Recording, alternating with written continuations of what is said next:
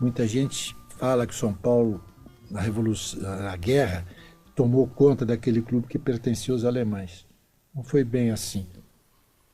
A área toda pertencia ao senhor Ovanucci, que vendeu para o São Paulo Futebol Clube. E era um campinho que cabia 5 mil pessoas, 10 mil pessoas no máximo. Que era mais um campo de treinamento. Eram 2 grandes times em São Paulo, Palmeiras e Corinthians, 2 estádios em São Paulo, né? O Parque Antártica e a Fazendinha. O São Paulo era o novo, né? Um belo dia, eu me dirigi ao presidente do São Paulo Futebol Clube e digo, escuta aqui, por que nós não construímos um estádio? Ele falou, por quê? Porque nós não temos dinheiro. E era verdade.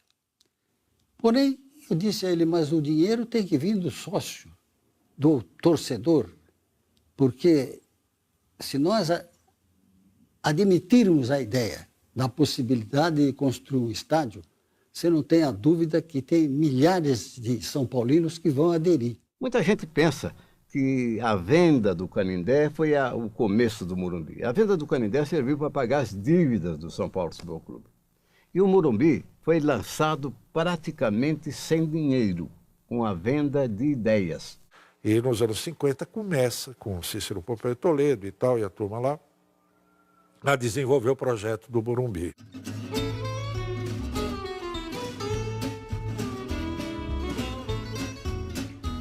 Em 15 de agosto de 1952, chamou para benzer o local Monsenhor Francisco Bastos. Foi lançada a pedra fundamental do estádio, ainda sem projeto.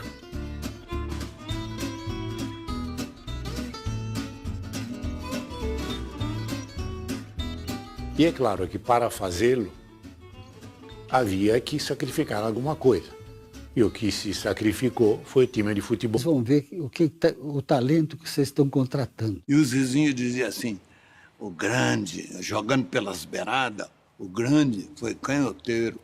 E a Garrincha era um louco. Os vizinhos me disseram isso. Foi a maior ponta que eu vi jogar no mundo. Foi o canhoteiro. A bola podia vir vesga do jeito que fosse, ele punha a ponta do pé esquerdo, trazia a bichinha. Driblava, ele driblava para fora, para dentro, no meio das pernas. Fazia o diabo, não dá para acreditar. E cruzava sempre na cabeça dos caras. Eu vi o canhoteiro perguntar sempre pro seu João, era o cozinheiro. Falei, seu João, não vai esquecer da minha vitamina. E ele, pô, eu comigo pensava, pô, mas esse cara joga tanto, que vitamina que ele toma? Acho que eu também vou, né? Vai marcar nessa, né? Na cozinha do Pacaembu tinha 2 entradas, né? E ele vinha por aqui, eu falei, bom, eu vou dar um jeito de ir por lá e ver que vitamina é essa. Era um copo de caipira desse tamanho, esses copão grandão, liso. Na primeira fase, as obras não eram tão pesadas. Era nivelamento, assoreamento, era a construção das sistemas de drenagem. O concreto erguido mesmo não foi nessa fase. Começou justamente em 1956 para 57, que foi o último título do São Paulo nos anos 50.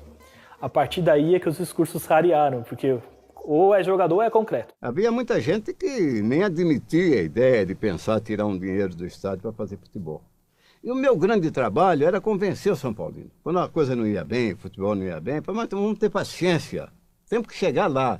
Temos que construir a base para depois obter os resultados. São Paulo, nesse período, ele teve 2 grandes jogadores. O Roberto Dias foi criado no São Paulo. O Roberto Dias foi o São Paulo, né? Ele chorava, ele vibrava, ele lutava. E era um bom jogador, tinha uma estatura mediana para jogar na posição em que ele jogava, mas era um grande jogador. E teve o Bené, médio volante, médio volante, que era do Guarani. O que valia era a expectativa da construção do Morumbi, né? Aqui cada sócio ajudou. E eu era um sócio. Então, eu e meus colegas lá do Mackenzie contribuíamos. O Morumbi foi feito pelos sócios, com dinheiro dos sócios. A gente atendia o sócio ou não sócio, e ia na casa deles para vender a cadeira cativa. Eu vim de várias cadeiras cativas, mas o campeão era o seu José Poi mesmo. Não havia São Paulino que não tivesse o prazer de receber a visita do astro que ele idolatrava, né? O Morumbi é o sonho tricolor que o saudoso Cícero Pompeu de Toledo plantou e que Laudo Natel e seus companheiros fizeram germinar. O São Paulo Futebol Clube, que tinha de seu apenas 11 camisas e uma tradição de fé inquebrantável, hoje é isto. Um clube que honra o slogan de São Paulo, a cidade que mais cresce no mundo. É o maior patrimônio esportivo já construído pela iniciativa particular. O monumental estádio Cícero Pompeu de Toledo já é uma realidade. Este é o São Paulo Futebol Clube de hoje, que não para de crescer. Sua fé fez brotar do solo do Morumbi um sonho que parecia impossível. Então, toda inauguração provoca interesse. Não apenas na torcida, mas ao público em geral.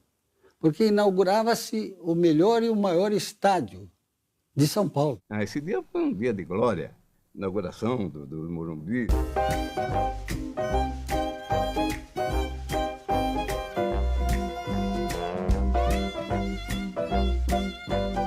Antes de eu fazer o primeiro gol no Morumbi, eu tinha assustado uma bola na trave já.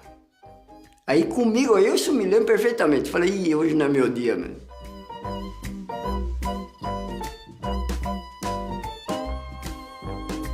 Aos 12 minutos, o Sporting que estava atacando, o Fernando Sato, ele desarmou, entregou para o Gonçalo, e eu desloquei para o meio, e o Jonas foi para a ponta direita. E o Gonçalo lançou o Jonas.